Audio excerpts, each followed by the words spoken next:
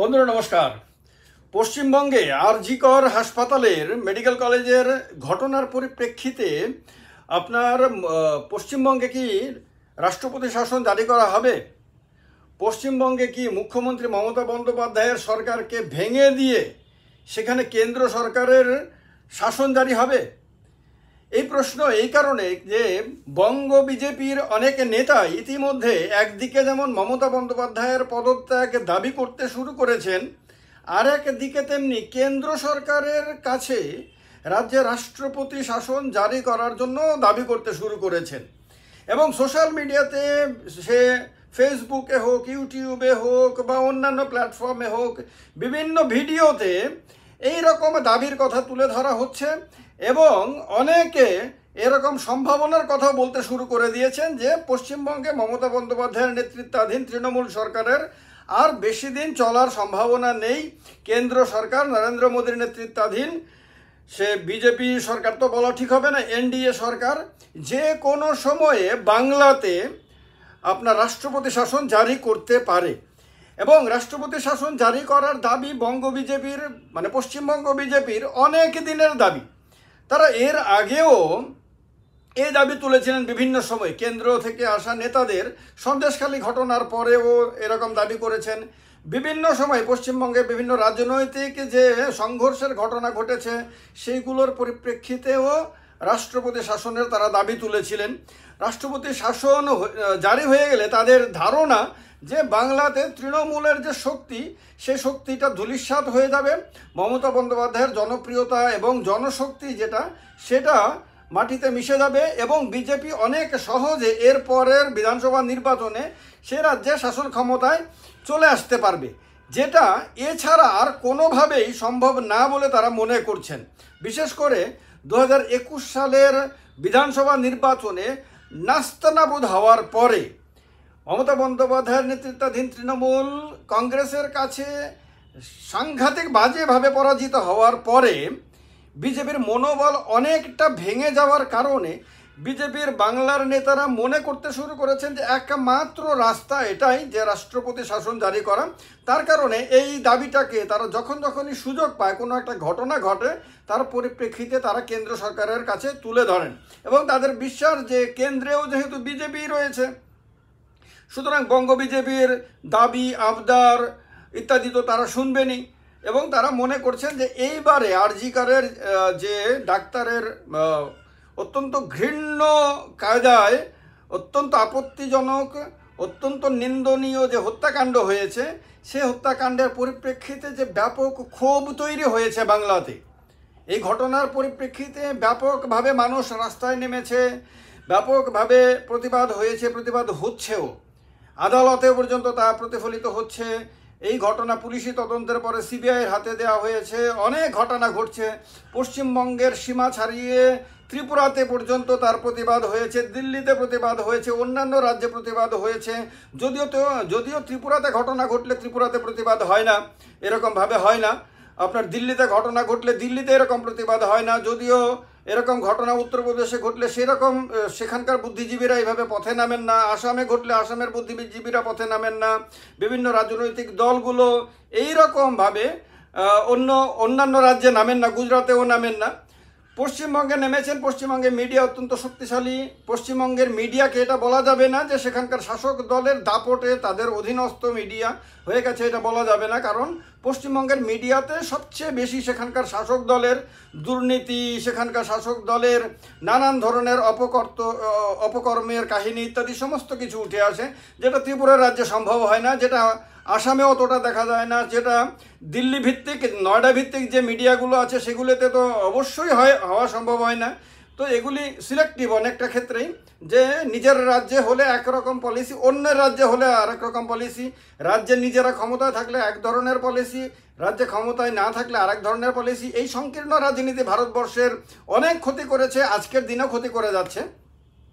কিন্তু এখন কথা হলো যে বাংলা থেকে আদতেই রাষ্ট্রপতি শাসন জারি হতে চলেছে। সবাই কি জানেন এটা, যে রাষ্ট্রপতি শাসন জারি করার ক্ষমতা তো ডেফিনেটলি রাষ্ট্রপতির কাছে রয়েছে। যদিও রাষ্ট্রপতি নিজে থেকেই রাষ্ট্রপতি শাসন জারি করেন না, এটা বড় অনেকে হয়তো জানেন না। এর জন্য রাজ্যপালের সুপারিশ যেতে হয়, সেই সুপারিশটা কেন্দ্রীয় মন্ত্রিসভাতে পেশ করতে হয়, সেই সুপারিশটা কেন্দ্রীয় মন্ত্রিসভার অনুমোদন পেলে সেটা রাষ্ট্রপতির কাছে পাঠানো হয়, তারপর রাষ্ট্রপতি তাতে সায় দিলে পরে সেই রাজ্যে রাষ্ট্রপতি শাসন লাগু হয় 356 ধারা অনুসারে সংবিধানের। এবার রাষ্ট্রপতি শাসন শুধু জারি করলেই হয় না, তারপরে সেই রাষ্ট্রপতি শাসন জারি করার সিদ্ধান্তকে লোকসভা এবং রাজ্যসভায় অনুমোদনের জন্য রাখতে হয়। এটা সুপ্রিম কোর্টের নির্দেশে হয়েছে, কারণ এর আগে ভারতবর্ষে অনেক রাজ্যে প্রায় অকারণে রাষ্ট্রপতি শাসন জারি করা হয়েছে। এরকম অনেক ঘটনা ঘটেছে যে নিজেদের পছন্দের সরকার না হলেও বা নিজেদের পছন্দের সরকার কিন্তু মুখ্যমন্ত্রী দিল্লির কথা শুনছেন না, তার কারণেও রাষ্ট্রপতি শাসন জারি করা হয়েছে। এরকম অনেক ঘটনা হয়েছে ভারতবর্ষে। তো সুপ্রিম কোর্ট একটা সময় নির্দেশ দিয়ে এই ব্যবস্থা করেছে যে 2 মাসের মধ্যে এই সিদ্ধান্তকে পার্লামেন্টের উভয় কক্ষে, শুধু লোকসভায় হলে হবে না, শুধু রাজ্যসভায় হলে হবে না, লোকসভা এবং রাজ্যসভা উভয় সভাতেই পেশ করতে হবে, সেখান থেকে অনুমোদন নিতে হবে। অনুমোদন নিলে সেটা কার্যকর হবে এবং সেটা 6 মাস পর্যন্ত রাখা যাবে। 6 মাস পরে আবার অনুমোদন নিতে হবে উভয় কক্ষের, লোকসভা রাজ্যসভায়। তারপর এরকম করে করে 3 বছর সময়ে ম্যাক্সিমাম এই রাষ্ট্রপতি শাসন জারি করা যাবে, জারি রাখা যাবে। তো পশ্চিমবঙ্গে এই বর্তমান যে ক্ষমতার যে মানে হিসাব, আনুপাতিক হার যে লোকসভার মধ্যে বা রাজ্যসভার মধ্যে, তাতে কি পশ্চিমবঙ্গে খুব সহজেই বিজেপি চাইলেই কি রাষ্ট্রপতি শাসন জারি করতে পারবে? সহজ হিসাব হলো পারবে না। যদি গত লোকসভার কাহিনী যদি আমরা দেখি, তাহলে বিজেপির কাছে একক সংখ্যাগরিষ্ঠতা ছিল, লোকসভাতে ইজিলি পাশ করিয়ে দিতে পারত। রাজ্যসভাতে বিজেপির অনেক সহযোগী না হয়ে অনেকে সহযোগিতা করত, তারা হয়তো নিজেদের বিভিন্ন দাবি দেওয়ার বিনিময়ে হয়তো সেই দাবি সমর্থন করে দিত, কারণ তখনও অনেক রাজনৈতিক দল এটা নিশ্চিত ছিল না যে বিজেপি যে 24-এর লোকসভা নির্বাচনে একক সংখ্যাগরিষ্ঠতা পাবে না, তার কারণে ওই সময় হয়তো এটা সম্ভব হতো। বর্তমানে বিজেপি এককভাবে না লোকসভাতে সংখ্যাগরিষ্ঠ না রাজ্যসভাতে সংখ্যাগরিষ্ঠ, তো উভয় সভার কোনো সভাতেই বিজেপি সংখ্যাগরিষ্ঠ না। লোকসভাতেও তাকে পাশ করাতে হলে এই প্রস্তাব অন্যান্য দলগুলোর উপরে নির্ভর করবে, আর অন্যান্য দলগুলো বিজেপিকে কি এই প্রস্তাবে সহযোগিতা করবে? কারণ তাদের বিভিন্ন দলের কাছে এক একটা করে রাজ্য রয়েছে। আজকে টিডিপি অন্ধ্রপ্রদেশে চালাচ্ছে, তো চন্দ্রবাবু কি চাইবেন, চন্দ্রবাবু নাইডু, যে অন্ধ্রপ্রদেশেও ভবিষ্যতে এরকম দাবি উঠলে, এরকম যদি ঘটনা ঘটে এবং যদি দাবি ওঠে, তাহলে সেই দাবি নিয়েও সারা ভারতবর্ষ তোলপাড় হয়ে যায় যে অন্ধ্রপ্রদেশে বা রাষ্ট্রপতি শাসন জারি করো, তার সরকারকে ভেঙে দেওয়ার দাবি ব্যাপকভাবে উঠলে, তার ছবিটা যদি এরকমভাবে কলঙ্কিত হয়, তাহলে সেটা কি তিনি চাইবেন? এই সেম জিনিসটা কি চাইবেন বিহারের মুখ্যমন্ত্রী নীতিশ কুমার, যে কখনো যদি বিহারে এরকম, তো অনেক ঘটনা বিহারেও হয়, এই রকম ঘটনা না হলেও কিন্তু বাজে ঘটনা তো সব রাজ্যেই কম বেশি হয় এটা, তো সেই রাজ্যেও এরকম নীতিশ কুমারের পদত্যাগ চাইলে অথবা তার সরকারকে ভেঙে দেওয়ার কথা বললে নীতিশ কুমার কি তখন সেটাকে মানতে পারবেন? তো তার কারণে বিজেপি সরকার ধরেন দিল্লিতে যদি এরকম সিদ্ধান্ত নেয়ও, তারপরে লোকসভাতে এটা পাশ করানো ভীষণ কঠিন হয়ে যাবে, রাজ্যসভাতে তো আরও কঠিন। তো রাজ্যসভাতে তো এনডিএর কাছেও সংখ্যাগরিষ্ঠতা নেই, শুধু যে বিজেপির কাছে সংখ্যাগরিষ্ঠতা নেই তা না, কিন্তু বিজেপির সহযোগী দলগুলোকে মিলিয়েও কিন্তু রাজ্যসভাতে সংখ্যাগরিষ্ঠতা নেই। সেই ক্ষেত্রে রাজ্যসভার ক্ষেত্রে বিজেপিকে, এনডিএর সবাইকে তো সঙ্গে রাখতেই হবে, তারপরে আরও অন্য দলের সহযোগিতাও নিতে হবে প্রস্তাবটাকে পাশ করানোর জন্য। ফলে অত্যন্ত কঠিন একটা সিচুয়েশন বিজেপির জন্য রয়েছে। এই অবস্থাতে বঙ্গ বিজেপি এটা খুব ভালো করে জানে, কারণ তারাও তো কম বেশি পড়ালেখা করা মানুষই তারা এখানে আছে, ডক্টরেট করার লোকও তো আছে তাদের কাছে, তো কম বেশি সংবিধান বোঝেন এরকম লোক তো তাদের কাছেও আছে। তো তারাও এগুলি জানেন খুব ভালোভাবে, জেনেও তারা বারবার এই দাবিটা কেন তোলেন? দাবিটা এই কারণে তোলেন যে তৃণমূল কংগ্রেসের কর্মীদের, নেতাদের, কার্যকর্তাদের মনোবল যাতে কমিয়ে দেওয়া যায়, ভেঙে দেওয়া যায়, চুরমার করে দেওয়া যায়, মমতা বন্দ্যোপাধ্যায়কে যাতে চাপে রাখা যায়। পশ্চিমবঙ্গের সাথে মমতা বন্দ্যোপাধ্যায় সবসময় একটা টেনশনে থাকেন যে কখন বিজেপির মতিভ্রম হবে বা মানে মানসিকভাবে আপনার অস্থিরতা চলে আসবে এবং দিল্লিতে শেষ পর্যন্ত রাষ্ট্রপতি শাসন জারি করে দিল দিল্লির কেন্দ্র সরকার। তো এরকম না হয়ে যায়, তো এই টেনশনটা না মানে যাতে মমতা বন্দ্যোপাধ্যায়ের মাথার ওপর চেপে বসে। তো এইটা খুব স্বাভাবিক, এই দাবিগুলো। বিরোধী দল যেহেতু এটা তার করার অধিকার রয়েছে এবং সে করবেও। যদি বিজেপি ক্ষমতায় থাকতো তাহলে করতে পারতো কিনা সেটা আর একটা কথা। কারণ পশ্চিমবঙ্গে যেরকমভাবে মিডিয়াগুলোতে বিজেপির নেতারা চিৎকার করে করে তৃণমূল কংগ্রেসকে চোর বলে, আরও নানান ধরনের কথা বলে গালি দিতে পারে, সেরকমটা ত্রিপুরা রাজ্যে কেউ যদি কল্পনা করতে পারেন আর কি, তাহলে শুধু কল্পনা করার জন্যই তাকে নোবেল পুরস্কার, তাকে অস্কার পুরস্কার, তাকে ভারতরত্ন ইত্যাদি সব দেওয়া উচিত। বাস্তবের মাটিতে হয় বা হয় না সেটা তো অনেক দূরের ব্যাপার। যদি কেউ কল্পনা করতে পারেন যে পশ্চিমবঙ্গের কলকাতা ভিত্তিক যে মিডিয়াগুলোতে যেরকমভাবে মমতা বন্দ্যোপাধ্যায়ের সরকারের বিভিন্ন নেতাদের, মন্ত্রীদের কাজকর্মের ত্রুটি বিচ্যুতি তুলে ধরা হয়, দুর্নীতির খবর তুলে ধরা হয় এবং তীব্রভাবে আক্রমণাত্মক ভঙ্গিমাতে সমালোচনা করা হয়, তেমনভাবে ত্রিপুরাতেও সম্ভব।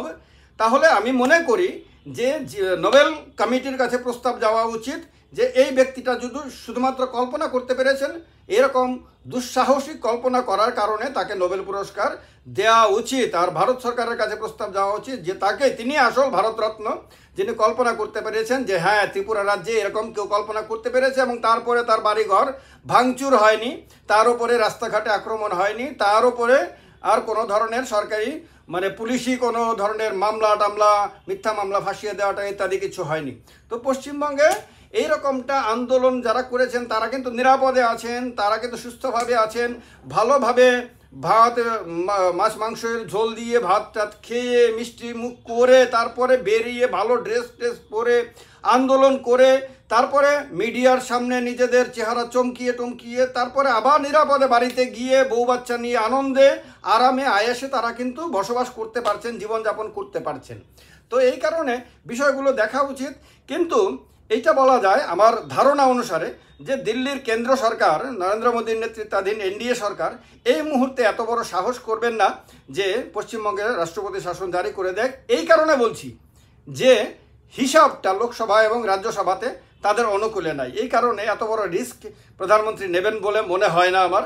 আর মমতা বন্দ্যোপাধ্যায় কোনো অবস্থাতে পদত্যাগ করবেন, তার কাছে সম্পূর্ণ সংখ্যাগরিষ্ঠতার তুলনায় অনেক বেশি 2/3 সংখ্যাগরিষ্ঠতা তার কাছে রয়েছে, সেখানে তিনি পদত্যাগ করবেন এরকমটা ভাবার কোনো কারণ নাই। কিন্তু যারা আন্দোলন করছেন তাদেরকে ডেফিনেটলি আমাদের উৎসাহ দেওয়া উচিত যে আন্দোলন আরও তীব্রভাবে করা উচিত, ব্যাপকভাবে করা উচিত। পশ্চিমবঙ্গে এইরকম যাতে দ্বিতীয় ঘটনা যাতে ঘটানোর সাহস আর কেউ করতে না পারে, সেইটার জন্য তাদের মনের মধ্যে, ক্রিমিনালদের মনের মধ্যে ভয় সৃষ্টি করে দেওয়া উচিত।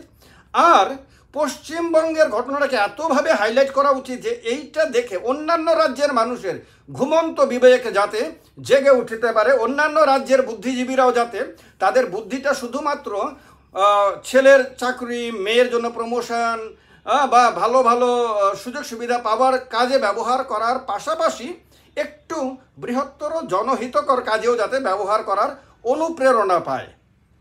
এ কারণে এই সমস্ত দিক থেকে খুবই গুরুত্বপূর্ণ বিষয়। আপনাদের কি মনে হয় জানাবেন কমেন্ট বক্সে কমেন্ট করে। এই ধরনের নিরপেক্ষ আলোচনা যদি শুনতে চান তাহলে পৃথিবীতে সম্ভবত একটাই চ্যানেল পাবেন, এই চ্যানেলটা আমার চ্যানেল, আপনাদের স্বার্থে যেটা নিবেদিত। এ কারণে যারা এখনও চ্যানেলটিকে সাবস্ক্রাইব করেননি করে রাখবেন, না হলে ভুল করবেন। যারা এখন আমার ফেসবুক পেজটিকে ফলো করেননি তারাও করে রাখবেন, না হলে আর কোথাও পাবেন না এই ধরনের আলোচনা। ভালো থাকবেন সবাই। জয় হিন্দ, বন্দে মাতরম।